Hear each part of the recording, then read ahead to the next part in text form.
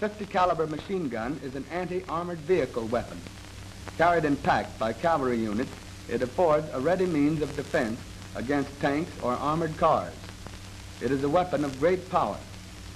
Using armor-piercing ammunition, its projectiles will penetrate the heaviest armor of such armored vehicles as are likely to be encountered by cavalry.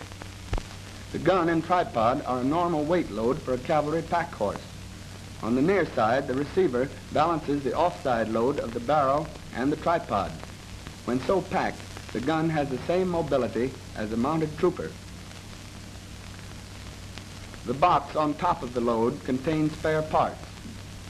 The ammunition is also carried on pack horses. Each pack animal carries 4 boxes of 100 rounds each. The basic organization for the employment of the .50 caliber machine gun is a squad. A squad consists of a corporal and 6 privates, all mounted. It has 1 gun horse and 2 ammunition horses. The gun squad has great maneuver ability. It marches as fast and as far as other cavalry units. It is not stopped by obstacles such as accidents of the ground, mud, or poor roads. Its ability to move over ground that is impracticable for mechanized units gives it a great tactical advantage in combat with armored cars or tanks. From its position on the pack horse, the gun can be unpacked and put into action in 20 seconds.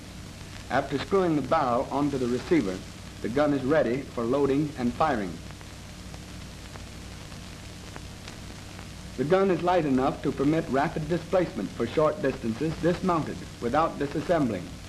It will be noted that when the gun is ready for action, it presents a relatively small and obscure target. The armor-piercing projectile penetrates armor of 1/2 inch thickness at 1,000 yards. The heaviest armor now used on vehicles with which cavalry is apt to be engaged is 5/8 of an inch thick. This old tank with 5/8 inch armor was penetrated at 600 yards. Marching cavalry habitually uses roads and may therefore be attacked by hostile armored cars or combat cars. The anti-tank guns must be prepared for such encounters. A blue cavalry regiment is marching north into Red territory on an offensive mission. The Reds are known to have mechanized cavalry in the vicinity of Milford, 12 miles north of Lamont, though no Reds have yet been encountered. A troop is detailed as advance guard of the regiment. The troop has attached to it 1 section of 2 .50 caliber machine guns.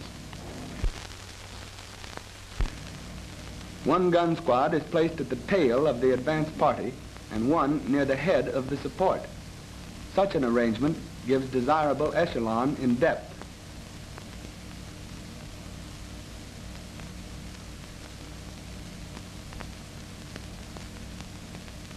A section of hostile combat cars observes the march of the regiment.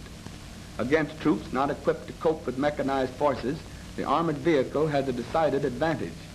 But against trained troops equipped with anti-tank weapons, it is a different story.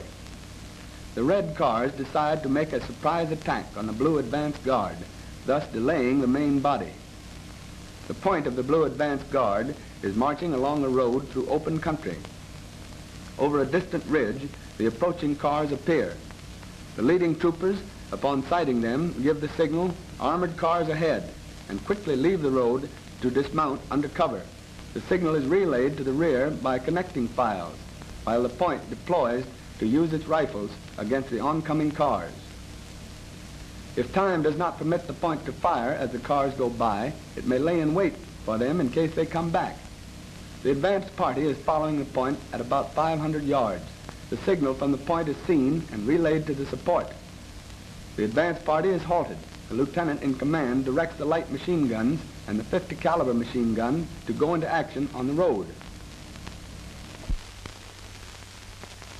The remainder of the platoon clears the road and takes cover. Here they dismount and prepare to fire on the cars with armor-piercing ammunition. Time in this situation is more important than an ideal gun position. Against hostile cars which are limited to roads, almost any position on the roadside is satisfactory. In a few seconds, the gun is in position, ready to fire up the road when the cars appear. The gun is a relatively small, obscure target. It is sighted on the point at which the cars must come into view. The cars will present a larger target at close range. The element of surprise is now with the 50 caliber gun, for it knows where the cars must appear, but the cars do not know where they are to meet resistance. Having broken through the point's defense, the cars soon appear around a bend in the road, in range of the 50 caliber gun. The gun opens fire on the leading car, using 1 round of tracer to each 3 or 4 rounds of armor-piercing ammunition. Thus the gun is easily kept on the target. In the meantime, the support, following some 600 or 700 yards behind the advance party, receives the relayed signal. The support commander directs the 50 caliber machine gun to go into action on the side of the road. The remainder of the support quickly clears the road and prepares to support the anti-tank gun by rifle and light machine gun fire, while the 50 caliber gun crew place their weapon to command the road to the front, ready to engage the hostile cars in case they break through the fire of the advance party gun.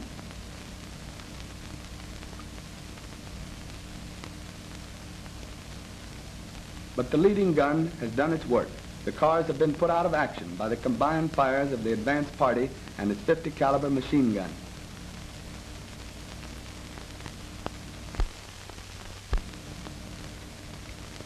A weapon which can easily penetrate any but the heaviest armor, a weapon which can be packed on 1 horse, and which can be put into action from pack in the time that it takes a car going 30 miles an hour to move 300 yards, such a weapon puts a new face on the problem of defense against armored vehicles.